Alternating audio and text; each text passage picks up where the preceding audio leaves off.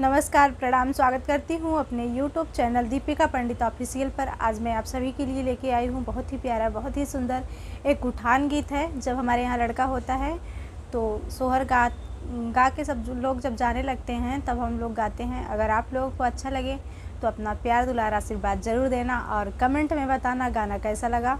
अभी जो भी चैनल पे नए हैं प्लीज़ वो चैनल को सब्सक्राइब कर लें और ज़्यादा से ज़्यादा शेयर लाइक ज़रूर करें। आप लोग बहुत सपोर्ट कर रहे हैं, आप लोगों को दिल से धन्यवाद।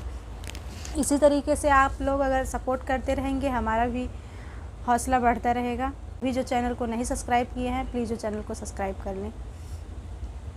अंगना में तार नाचै खीर की भावरवा नाचै खीर की भावरवा नाचै हो बहिनी वैसै नाचै आजा हो कवन रम पटनवा हम लूटाई देबै ना।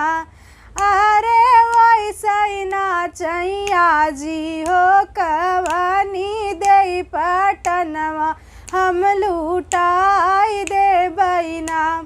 अंगना में तार नाचै खीर की भावरवा नाचै खीर की भावरवा नाचै हो।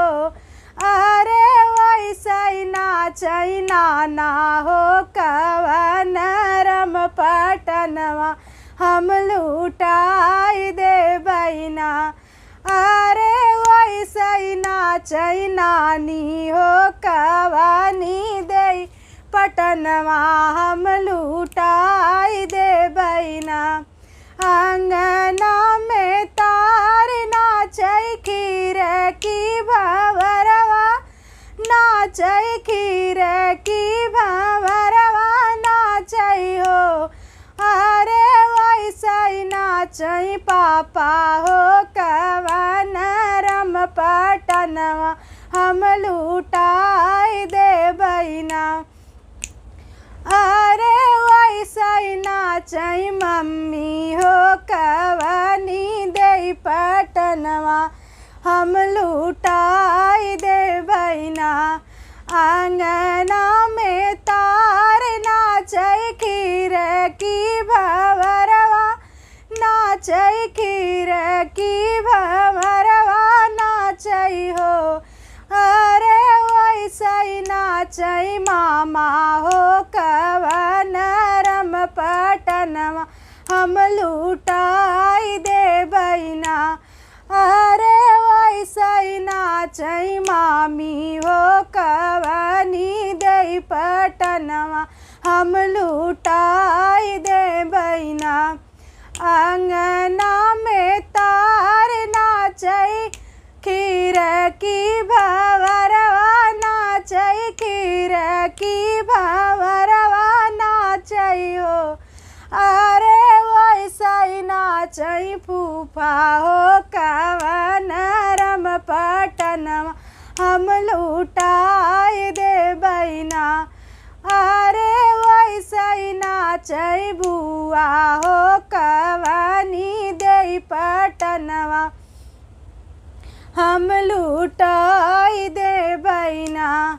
अंगना में तार नाचै खीर की भावरवा नाचै खीर की भावरवा नाचै हो।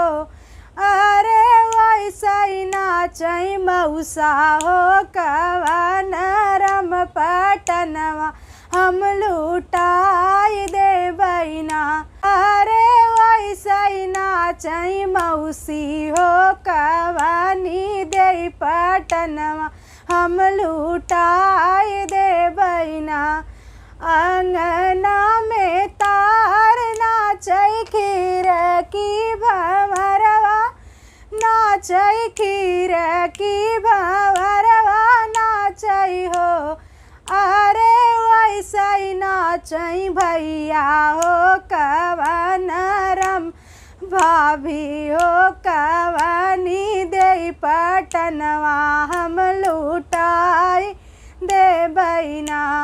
अरे वैसै नाचै भैया हो कवन